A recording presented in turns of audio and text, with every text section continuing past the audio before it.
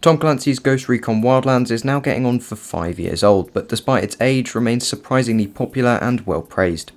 In this 2022 analysis, we'll take a fresh look at the game to see how good it really is, and determine whether it's worth buying or going back to for a second playthrough. Now, Wildlands took a very different approach compared to its predecessors, with Ubisoft's most prominent change being the fact that this game takes place in an open world.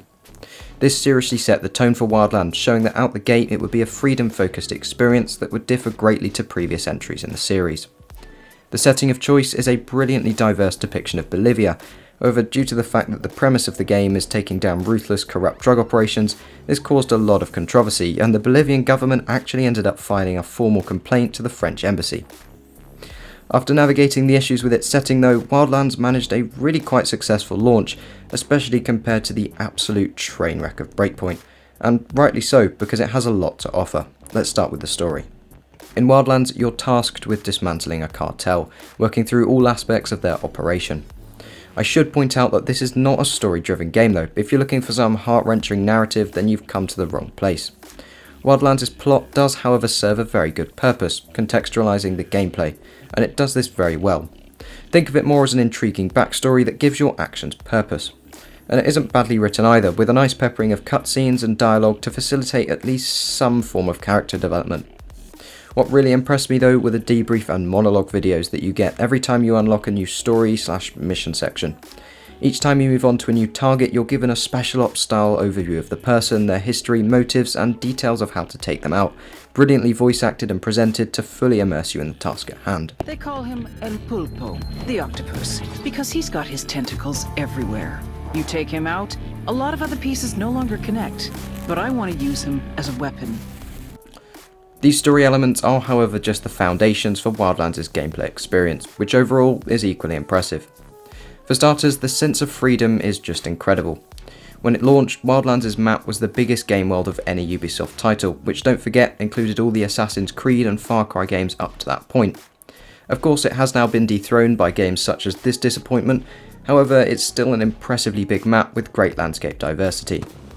One minute you could be operating on a snow-topped mountain, and the next you'll be on a barren salt flat or in the desert.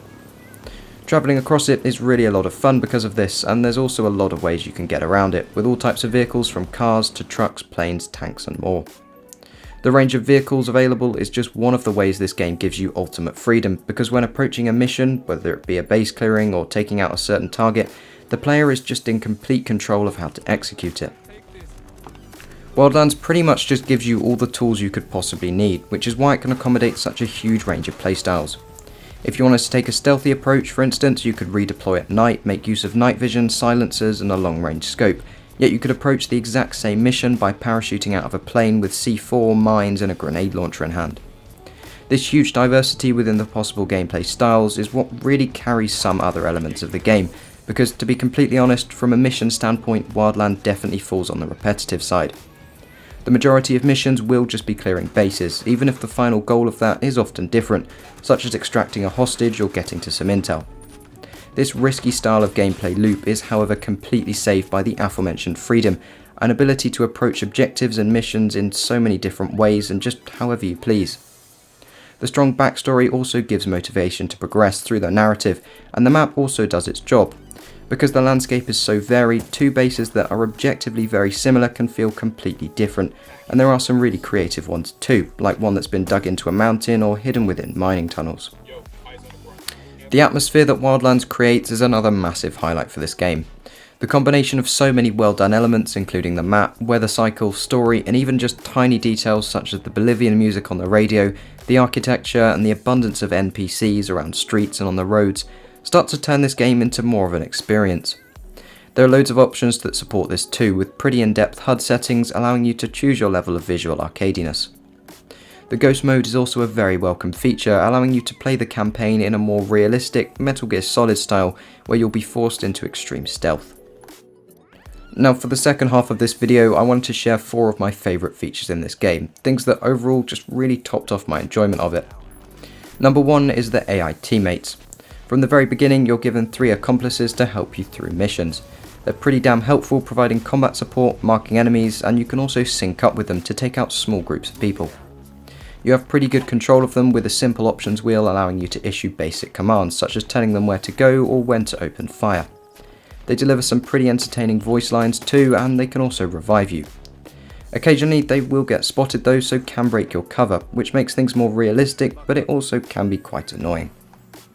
Number 2 is the inclusion of rebel forces who are fighting on your side, and this is what facilitates most of the game's side missions. By helping the rebels through completing missions or locating supplies, you're able to call upon them. You can ask for vehicle drop-offs, backup, mortar fire, diversions, or even get them to spot enemies. As you help them more and more, these abilities level up pretty extravagantly. The vehicle drop-off, for instance, can go from having a pickup truck delivered to being able to request a helicopter, which is a really effective way of motivating players to do these side missions, which better paces the story, and they are also a lot of fun.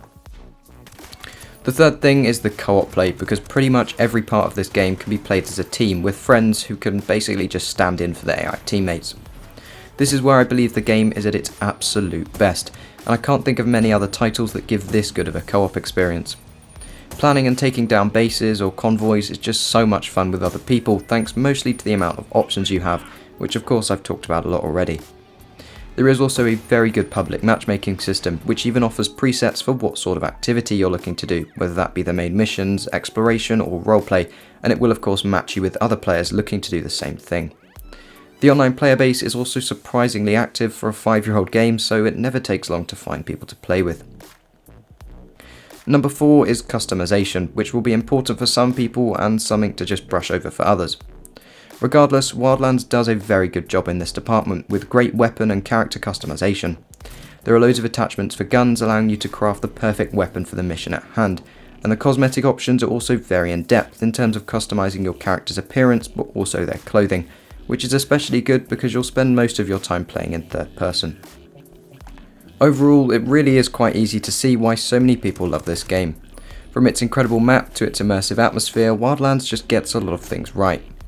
The biggest thing for me, however, is just how well the game elements come together. From the vehicles to the gadgets, mission styles and co-op integration, everything just fits in with everything else around it, which is what makes Wildlands so good. Especially if you have a friend or two who are up to play it with you, then this is an amazing buy in 2022 and beyond. If you have enjoyed this video or found it useful, then a like or even a sub would be absolutely amazing. And if you have any questions, then please comment them down below and I'll do my very best to get back to you. Anyway, that's all, so thank you for watching and I'll see you in the next one.